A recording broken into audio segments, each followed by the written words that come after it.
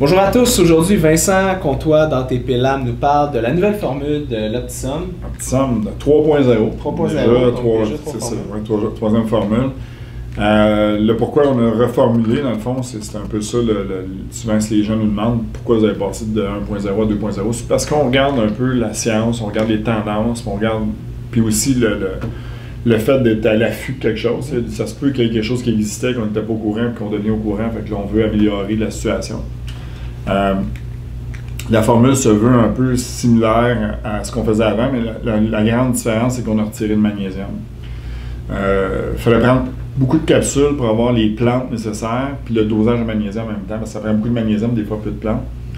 C'était difficile de combiner les deux pour avoir un produit qu'on pouvait faire moins de capsules. Donc, on a enlevé le magnésium pour aller vraiment avec une formule botanique, à l'exception de la mélatonine qu'on a rajouté dedans, qui est time release encore, c'est la microactive mélatonine, qui agit sur 7 heures. Ça, c'est un grand facteur aussi. Beaucoup de produits pour le sommeil qui ont de la mélatonine, mais ils n'ont pas de mélatonine time release, qu'on appelle, donc ça fait effet très rapidement, puis ça ne permet pas de rester endormi longtemps. Ce produit-là permet de dormir plus longtemps. Des plantes là-dedans aussi, si on parle de L-théanine qui est très connu pour le système nerveux central. On a l'ornithine aussi qui est un acide aminé qui aide aussi à la détoxification métabolique de certains déchets qui va permettre aussi au niveau du cerveau d'avoir une meilleure récupération et de mieux dormir. La lavande, on a du California Poppy aussi qui est une plante qui est très sédative. On a nécessairement Skullcap, on a deux formes de scutelaire dedans, si on veut dire le nom français. Donc, on a un produit qui est très complet, qui est très efficace. Puis à date, on a des super bons commentaires. On a ce qu'on disait tantôt, je pense qu'on l'a déjà essayé aussi. Oui, ça fonctionne bien. Des bons résultats, peut-être un peu gommés.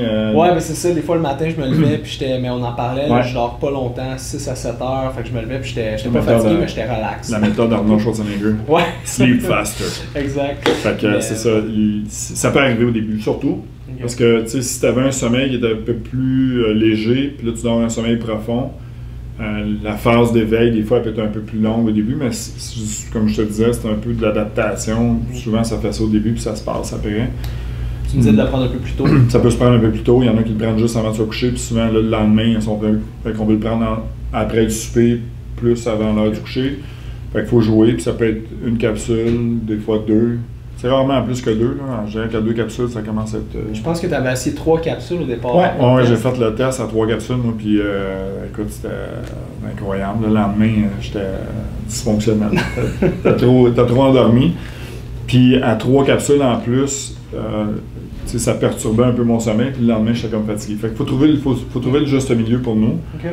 Mais nécessairement, les gens qui ont des problèmes de sommeil, de récupération ou de nervosité, des fois, c'est une question de gestion de stress passager.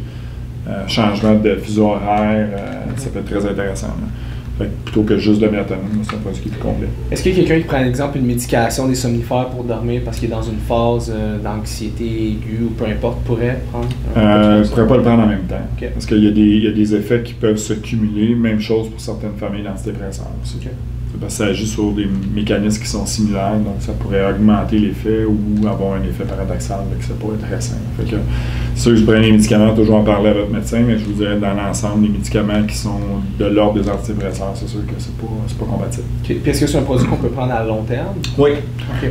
Oh oui, ça peut être pris à long terme. Il y a des gens qui disent « Ah, mais là, quand je suis accoutumé à ça, est-ce que je vais dormir? » La plupart des gens se retrouvent pas pire qu'ils étaient. Si tu arrêtes le produit et tu as de la misère à dormir, ça se peut que tu aies encore de la misère à dormir. Ça ne règle pas le problème nécessairement pour tout le monde. Si c'est passager, une période de stress, puis ça se peut que tu retrouves un sommeil très efficace sans supplément après. Mais si tu étais quelqu'un chroniquement qui dormait mal puis que le produit t'aide à dormir, quand tu vas arrêter, tu vas peut-être dormir mal encore. Mais il n'y a pas d'accoutumance comme telle à part très court terme. C'est-à-dire que la première nuit ou 2 nuits que tu n'en prends pas, ça se peut que tu dors moins bien si tu arrêtes. Ça va venir à ton niveau normal après. Okay. Est-ce que c'est un produit que tu recommanderais à quelqu'un, exemple, qui veut optimiser son sommeil?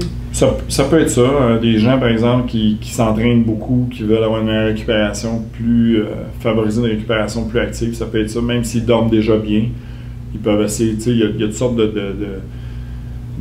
d'applications tout ça pour hacker ton sommeil, sur ton deep sleep. Ce qu'on sait, c'est que dans le deep sleep, la portion du sommeil profond qui est très récupérateur, avec ce genre de produit-là, tu as une plus grande portion, une plus grande capacité, surtout les personnes plus âgées. Donc. Quand je suis plus âgé, je parle de 40 ans et plus, là, dans mon âge à moi. Est-ce que ce serait pertinent, vu que vous en avez pas mis dans la formule, de rajouter, exemple, du magnésium? Oui, ça peut. Tu sais, le magnésium, à tort, les gens prennent ça comme un sédatif. Ils pensent que ça aide à dormir. Le magnésium, c'est 350 actions enzymatiques différentes, dont la production d'énergie. Certaines personnes, ça l'empêche de dormir, puis c'est pas mauvais. Ça veut pas dire que le magnésium, ça veut dire que souvent, ils ont un plus grand manque de magnésium, puis il y a comme un effet d'excitation au niveau de la cellule. Certaines formes de magnésium qui sont plus sédatifs que d'autres, mais ça reste que c'est pas un produit sédatif en soi. C'est un produit de relaxation musculaire, neuromusculaire, entre autres. Donc, tu peux très bien combiner les deux. Mais souvent, pour le sommeil, j'aime mieux prendre le magnésium plus tôt dans la journée. Souper le magnésium, puis au coucher. Des gros dosages de magnésium au coucher, plusieurs personnes, ça nuit au sommeil. Fait que c'est du cas par cas. J'ai beaucoup de gens qui me rapportent. Je prends 4 capsules de magnésium avant de me coucher, puis je dors mal. Mais des fois, c'est peut-être juste trop. Ça peut stimuler aussi d'une certaine façon la production d'énergie, puis t'empêcher de dormir profondément. Intéressant. Donc, produit à essayer pour les gens qui ne dorment pas. Exactement. Oui, qui dorment mal.